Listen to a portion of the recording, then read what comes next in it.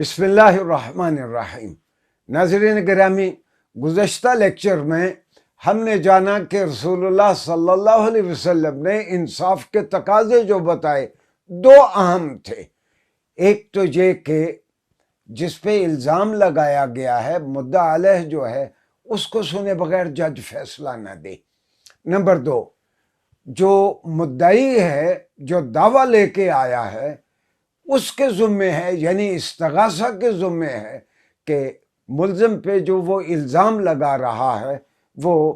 کہ اس نے یہ جرم کیا ہے، وہ اس کے جرم کے بارے میں کوئی مادی شہادت اور ثبوت لائے، تب کسی کے خلاف فیصلہ دیا جا سکتا ہے۔ سرور عالم صلی اللہ علیہ وسلم نے ریاست مدینہ میں 10-11 سال جو آپ نے فیصلے دیے، ناظرین گرامی آپ حیران ہوں گے کہ ہم تک کم از کم 650 کے قریب وہ فیصلے ہم تک پہنچے ہیں۔ ان میں سے سب سے پہلے تو امام قرطبی نے 150 فیصلہ اکٹھا کیا اقضیت الرسول کے نام سے۔ اس کے بعد بر صغیر پاک و ہند کے ایک بہت بڑے عالم تھے ملا بہاری۔ ملا بہاری نے ان 150 فیصلوں کے علاوہ 350 فیصلے انہوں نے رسول اللہ صلی اللہ علیہ وسلم کے فیصلے جو آپ نے بطور جج آف دا کورٹ دیوانی اور فوجداری مقدمات میں آپ نے فیصلے صادر فرمائے، وہ انہوں نے فیصلے لکھے۔ ایک اور شخص ہیں مسلم اسپین کے، ان کا نام ہے ابنۃ اللہ الاندلسی۔ اقضیت الرسول کے نام سے انہوں نے 650 سے زیادہ فیصلے انہوں نے اکٹھے لکھے۔ ظاہر ہے کہ اس میں یہ قرطبی کے فیصلے اور ملا بہاری کے فیصلے بھی اس میں شامل ہیں۔ اچھی خبر یہ ہے کہ یہ جو دیوانی اور فوجداری کیسز میں رسول اللہ صلی اللہ علیہ وسلم نے فیصلے دیے، ایک بہت بڑے آدمی ہیں، ہندو کے گھر پیدا ہوئے، ڈاکٹر ضیاء الرحمن اعظمی، ہندوستان میں۔ بت پرستی سے بچپن سے ان کو نفرت تھی، انہوں نے عربی پڑھی اور مدینہ یونیورسٹی میں جا کے انہوں نے پھر پڑھانا شروع کر دیا، اور چلتے چلتے فیکلٹی آف لا کے وہ وہاں ڈین ہو گئے۔ انہوں نے ابنۃ اللہ الاندلسی کی یہ رسول اللہ صلی اللہ علیہ وسلم کے فیصلے کے نام سے ان کی کتاب کو ایڈٹ بھی کیا، اور اس کتاب کا انہوں نے اردو ترجمہ بھی کر دیا جو یہاں لاہور سے پاکستان سے اردو ترجمہ چھپ گیا۔ ان کے علاوہ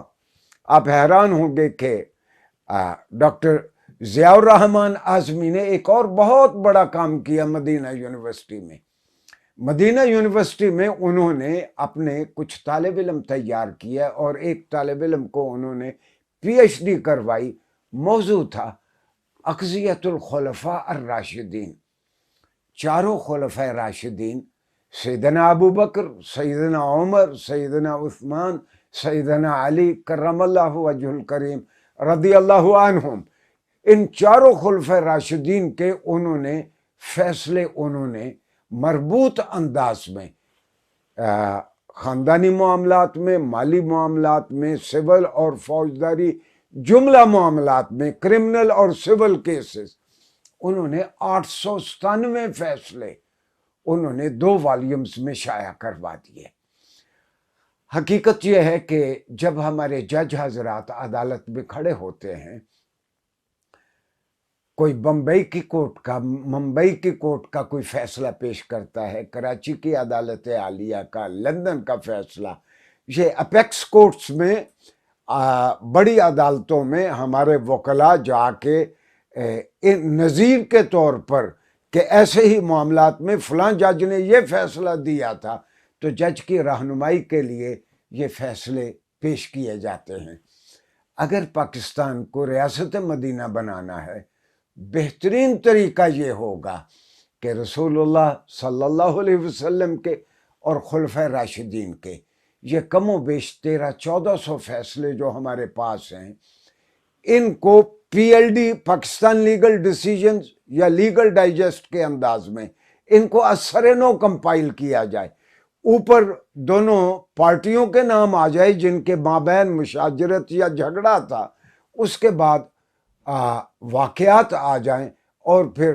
اس کے آگے سرور عالم صلی اللہ علیہ وسلم کا یا خلیفہ راشد رضی اللہ عنہ کا فیصلہ آ جائے، تو یہ پاکستان میں ریاست مدینہ کے ڈھب پہ، ریاست مدینہ کے انداز میں نظام قضاء کو لانے کے لیے یہ ایک بہترین طریقہ ہوگا۔ اور یہاں اگر فیصلے ریاست مدینہ کے انداز میں ہونا شروع ہو جائیں اور ان کی نظیر پہ یہاں فیصلے ہونے لگیں، تو پھر پاکستان انشاءاللہ ریاست مدینہ کی جانب ایک بہت کامیاب قدم ہوگا۔ انشاءاللہ نیکسٹ لیکچر میں ہم جائزہ لیں گے کہ اگر جج سے غلط فیصلہ ہو جائے تو جج کیا کرے۔ شکریہ جی۔